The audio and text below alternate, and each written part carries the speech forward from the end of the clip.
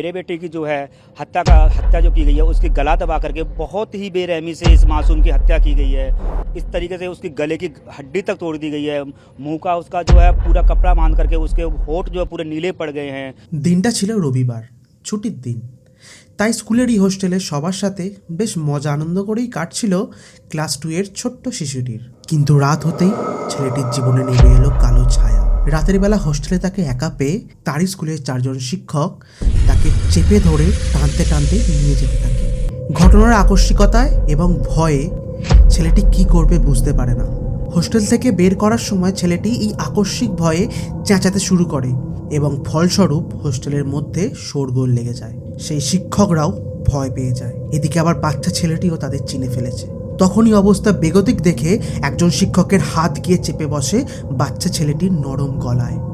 চাপ যত বাড়তে থাকে শিশুটির নরম গলা দিয়ে শ্বাস প্রশ্বাস যত কমতে থাকে। নিজেরই শিক্ষকের দ্বারা শ্বাসরোধের যন্ত্রণায় ছটফট করতে থাকে ছোট্ট শিশুটি। কিন্তু এবার কি করবে তারা তো বাচ্চা ছেলেটিকে তুলে নিয়ে যাচ্ছিল বলি দেবে বলে। এদিকে আবার স্কুলে তো হইচইও পড়ে গেছে বেশ। কি হলো, চমকে গেলেন? খুব স্বাভাবিক, এই ঘটনা চমকে দেওয়ার মতোই। আসুন তাহলে জেনে নেওয়া যাক সম্পূর্ণভাবে কি এবং কেন ঘটনাটি ঘটেছিল সেই দিন।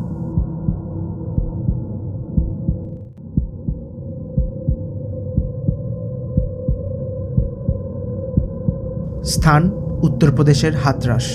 আজ থেকে ঠিক 4 বছর আগে এখানেই একজন বছর 19-এর দলিত মেয়েকে ধর্ষণ ও বীভৎস অত্যাচার করে শেষ করে দিয়েছিল 4 জন দুষ্কৃতীর দল। সেই ভয়াবহ হিংস্র ঘটনার দাগ এখনও কাটেনি উত্তরপ্রদেশের এই জেলার থেকে। এরই মধ্যে চলতি বছরের 22শে সেপ্টেম্বর এই অমানসিক ঘটনা আবারও স্তম্ভিত করে তুলেছে জনসাধারণকে। পুলিশের হাতে ধরা পড়েছে সেই 4 জন স্কুলের শিক্ষক ও স্কুলের মালিক যশোধন সিংহ ও তার ছেলে দীনেশ। পুলিশ এদের জিজ্ঞাসাবাদ ও তদন্ত করে জানতে পারেন স্কুলেরই মালিক যশোধন সিংহের খুব বিশ্বাস কালো জাদুতে। তাই স্কুলেরই ব্যবসার উন্নতির জন্য তিনিই তার ছেলেকে পরামর্শ দেন তাদের স্কুলেরই একজন পড়ুয়াকে বলি দেওয়ার জন্য।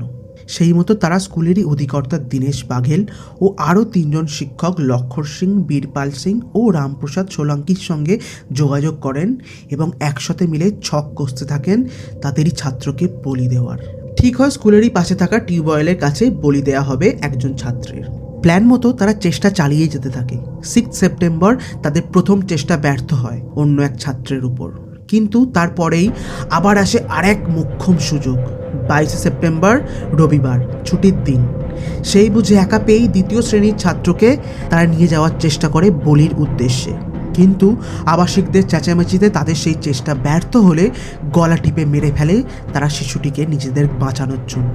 তবে ঘটনার শেষ কিন্তু এখানেই হয় না, কারণ তারপরেই শিশুটির হত্যাকারী সেই নরপিশাচের দল শুরু করে অন্য এক নাটক।